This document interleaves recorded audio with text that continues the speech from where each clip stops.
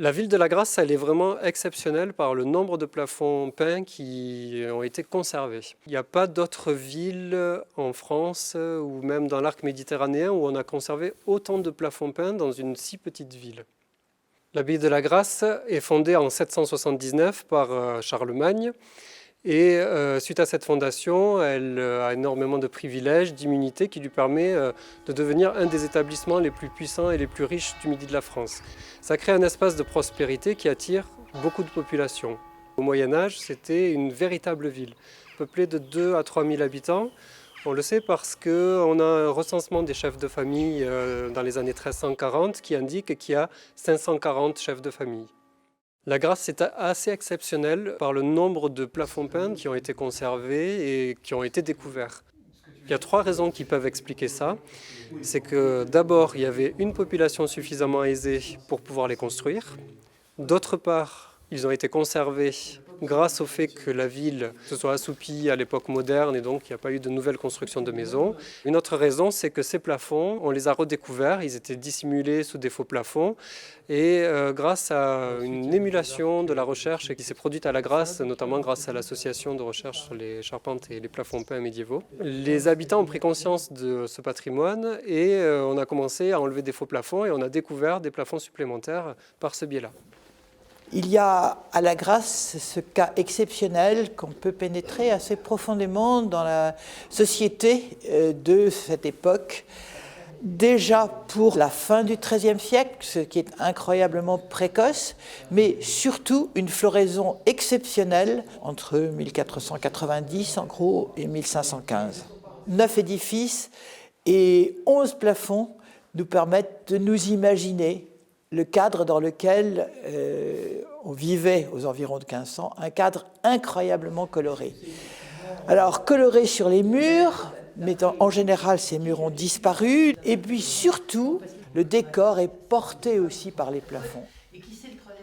Un plafond tel que nous les étudions, c'est le dessous d'un plancher.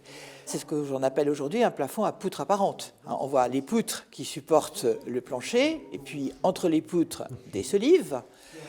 Autour de ces poutres et des solives, des éléments décoratifs, des planchettes, des cimaises, des petits garde-ronds qui viennent s'ajouter parce qu'on déteste les angles droits. Donc il faut renier l'angle droit, lui donner de la douceur.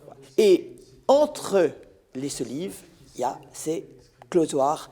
La première chose qu'on voit apparaître dans un plafond, pas seulement à La Grasse en général, c'est ce mélange dans lequel on ne comprend rien. Et puis peu à peu, on voit que cette impression de kaléidoscope correspond à des ordres, à des face-à-face, à des closoirs qui se suivent les uns les autres et qui organisent l'espace. Sur les coiffes, les costumes, les ornements. La plus grande thématique, c'est l'héraldique. On est toujours surpris de voir que dans chacune de ces maisons, il y a les armes du roi, de la reine, du dauphin, souvent du pape, parfois de l'empereur, de l'évêque du diocèse, puis à La Grasse, évidemment, de l'abbé. Et puis, l'héraldique comporte aussi l'héraldique du commanditaire. En général, il est représenté de nombreuses fois, et c'est comme ça qu'on sait que c'est le commanditaire. Et puis, le commanditaire convie sur son plafond ses alliés et ses relations. On peut donc voir dans le plafond l'expression d'un réseau social. On a des inscriptions. C'est assez pauvre, c'est souvent un petit proverbe, espérance me déçoit, loyauté d'or, comme à la maison Cibra. Et puis, il y a dans ces plafonds, nouveauté aussi, l'apparition du visage humain. Ensuite, beaucoup d'animaux. Alors, des animaux domestiques et notamment des chiens, des animaux exotiques, et puis des animaux complètement imaginés, avec des morceaux d'un animal associé à une tête humaine ou à une gueule d'un autre animal. Et donc il y a une galerie d'hybrides extraordinaire.